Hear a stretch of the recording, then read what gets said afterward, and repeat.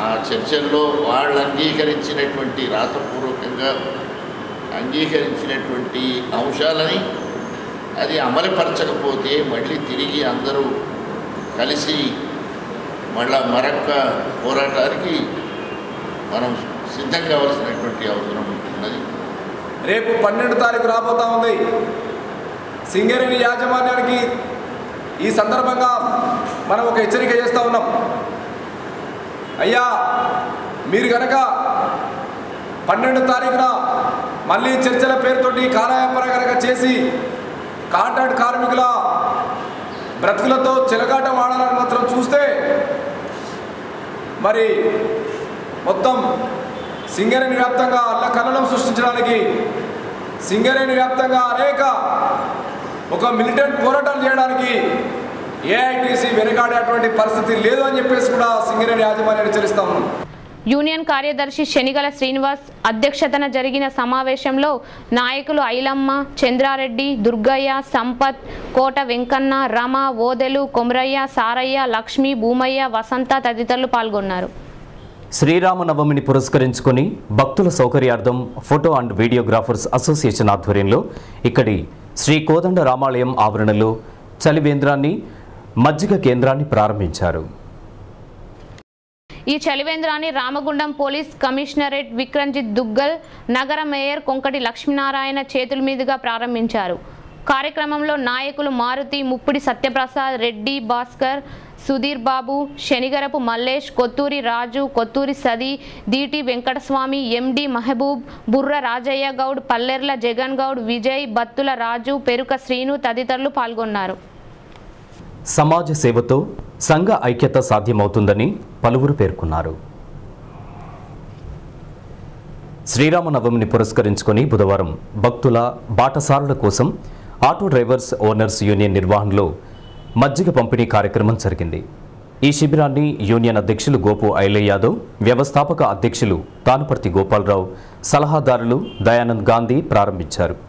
ఈ సందర్భంగా వారు మాట్లాడుతూ ఐక్యమత్యంతో సంఘటితంగా సమస్యలను పరిష్కరించుకొని సంఘ సభ్యులు సామాజిక సేవకు పూనుకోవడం జరుగుతుందన్నారు. మంచి ఆటో యూనియన్ ప్రతి దానిలో కూడా సేవా కార్యక్రమంలో ముందుంటుందని ఇది ఒక నిదర్శనం. మొన్ననే ఇటీవల మరి రక్తదాన శిబిరం కూడా ఏర్పాటు చేసి దాదాపు ఒక 50 మంది డ్రైవర్లు రక్తదాన శిబిరంలో పాల్గొన్నారు. రెడ్ క్రాస్ పెట్టిన సొసైటీ ద్వారా వారికి వాళ్ళ కుటుంబ సభ్యులకు ఆ కార్డ్స్ డిస్ట్రిబ్యూట్ జరుగుతుంది. వారికి ఎప్పుడు ఎలాంటి అత్యవసరమైన వాళ్ళ ఫ్రెండ్స్ కానీ వాళ్ళ కుటుంబ సభ్యులకు కానీ అవసరమైతే బ్లడ్ ఫ్రీగా ఇచ్చేందుకు రెడ్ క్రాస్ ముందుంటుందని చెప్పి వారి కార్డ్స్ కూడా ఇవ్వడం జరుగుతుంది. అలాంటి మంచి కార్యక్రమంలో మన ఆటో డ్రైవర్లు ముందుంటారు.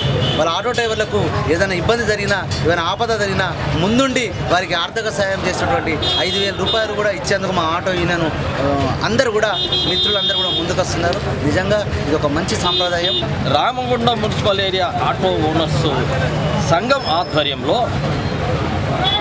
మా తోటి మిత్రుడైన కంకణాల రాజన్న గారు మరి ఆయన ఎంతో సౌహృదయంతో స్వచ్ఛందంగా తనవంతుగా ఆ భగవంతుని కళ్యాణం రోజు ఉచితంగా ప్రజలకు కొంత సేవను అందించే ఉద్దేశంతో మరి సంఘం ఆధ్వర్యంలో ఈరోజు భక్తులకు ఉచితంగా మజ్జిగను సరఫరా చేయడానికి ఈ యొక్క బహుతర కార్యక్రమాన్ని సంఘం ఆధ్వర్యంలో నిర్వహిస్తున్నాము. కార్యక్రమంలో యూనియన్ కార్యదర్శి ఈర్ల ఐలయ్య, వర్కింగ్ ప్రెసిడెంట్ మాటెట్టి రాజేశం, సలహాదారులు జంగంపల్లి పోషం, దామరి శంకర్, ఉచిత మజ్జిగ పంపిణీ దాత కంకణాల రాజు, నాయకులు సదానందం, విజయ్ కుమార్, నరసింగారావు, ప్రకాష్, నేరెళ్ల రాజు, పల్లె శ్రీనివాస్, ప్రభాకర్, నారాయణ, రఘు, కొమ్ము సంపత్, మనోహర్, రాజేందర్, సోమయ్య, రవి, పోషం తదితరులు పాల్గొన్నారు.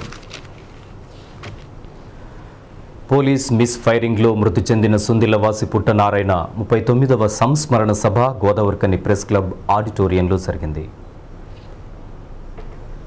ముందుగా నారాయణ చిత్రపటానికి పూలమాలలు వేసి నివాళులు అర్పించారు. అనంతరం జరిగిన సభలో వక్తలు మాట్లాడుతూ పుట్టనారాయణ మృతితో బాధిత కుటుంబం ఆర్థిక సంక్షోభానికి గురైందని, అయినా కానీ ఇన్ని సంవత్సరాలైనా ప్రభుత్వం నారాయణ కుటుంబానికి ఇస్తామన్న సింగరేణి ఉద్యోగం ఇప్పటి వరకు ఇవ్వకపోవడం బాధాకరమని అన్నారు. ఇప్పుడున్న తెలంగాణ ప్రభుత్వమైన పుట్టనారాయణ కుటుంబానికి తగిన న్యాయం చేయాలని కోరారు. 39 సంవత్సరాల క్రితం పుట్ట నారాయణ గారు పోలీసులు జరిగినటువంటి కాల్పుల్లో కేవలం ప్రేక్షకుడుగా అక్కడికి వచ్చి దారిగా వెళ్తున్నటువంటి వ్యక్తి మీద అనవసరంగా అన్యాయంగా పోలీసులు గొడవ పెట్టుకున్నటువంటి సందర్భం చాలా దుర్మార్గమైన సందర్భం. అలాంటి వ్యక్తి సింగరేణిలో ఆనాడు పనిచేస్తూ ఉంటే ఆయన చనిపోయిన తర్వాత ఆయన తమ్ముడికి సింగరేణి యాజమాన్యం ఉద్యోగం ఇవ్వాల్సి ఉంటే ప్రభుత్వం కూడా పట్టించుకొని ఉద్యోగం ఇవ్వాల్సి ఉంటే ఇన్నాళ్ళ వరకు తెలంగాణ ప్రభుత్వం 3 ఏళ్ళు ఆంధ్ర ప్రభుత్వం ఇటువంటి విషయంలో పట్టించుకోలేదు అనుకుంటే తెలంగాణ వచ్చిన తర్వాత కూడా ఈ ఆయా కుటుంబానికి న్యాయం చేయకపోవడం అనేటువంటిది సరైనటువంటిది కాదు. ఇప్పటికైనా ఈ పుట్టనారాయణ గారి యొక్క మరణాన్ని దృష్టిలో పెట్టుకొని ఆయన వారసులకు న్యాయం చేయాల్సిన అవసరం ఎంతైనా ఉన్నది. ఈ సభకు పుట్ట రాజన్న అధ్యక్షత వహించగా వక్తలు మల్లన్న, ఏలీశ్వరం వెంకటేష్, రవీందర్ తదితరులు పాల్గొన్నారు. ఇప్పుడు కాసేపు ప్రకటనలు అనంతరం మరిన్ని విశేషాలు.